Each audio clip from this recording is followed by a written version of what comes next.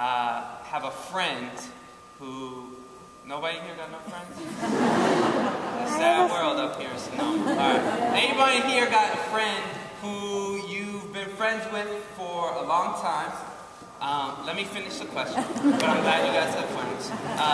You've been friends with this person for a long time.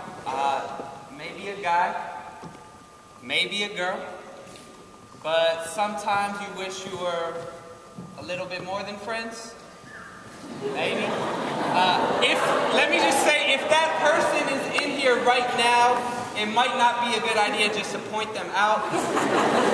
That might not be the way to rectify the situation, unless you really want to go there. But you know, you've been friends with for a long time and you're afraid to make the move because what if you move and they don't? And then it's just that awkward place right there. So you don't want to mess it up. But maybe you do want to mess it up just a little bit.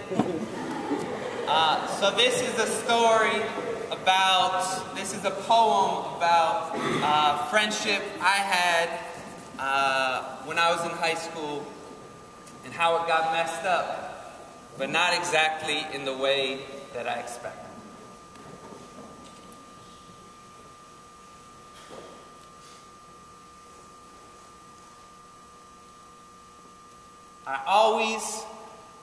I always meant to tell you, you look best in those baggy clothes.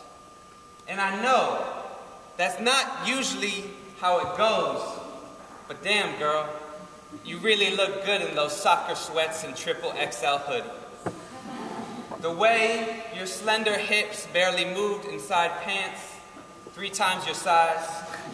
The way your rock-hard abs always tried to hide. The way the curve of your back sloped down to the curve of what I imagined was your ass. That shit was hot. But I never thought to make a pass because we were friends first. And so for most our high school days, we kept it that way. The furthest strayed being that senior year game we played called strip chess. Yes, you were that sexy because you were that nerdy. Talking politics with you was like talking dirty. When I was thirsty for insurgent intelligence, you'd open your mouth and pour me a drink. Healy, think about this, you'd start, and I'd let it sink in like my skin breathing summer sunshine. Your style was just so damn fine. Wearing 3, 4, 5 layers in July. Made me take my eyes off your thighs so I could see you.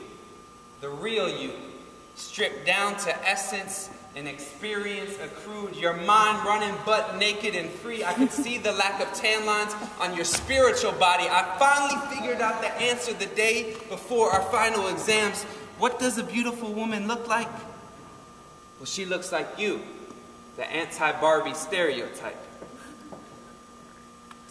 Or more accurately, like you used to. Before you went to college in Chicago and found out what fools do.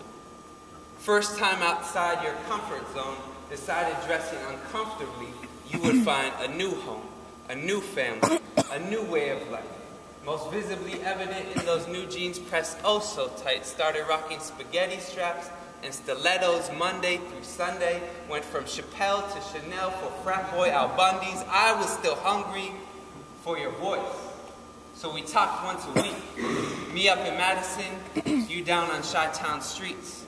But our conversations changed, went from marks to mascara, from familiar to forced, from once a week to once a month, to once we acknowledged this Facebook friend status was really just a lie.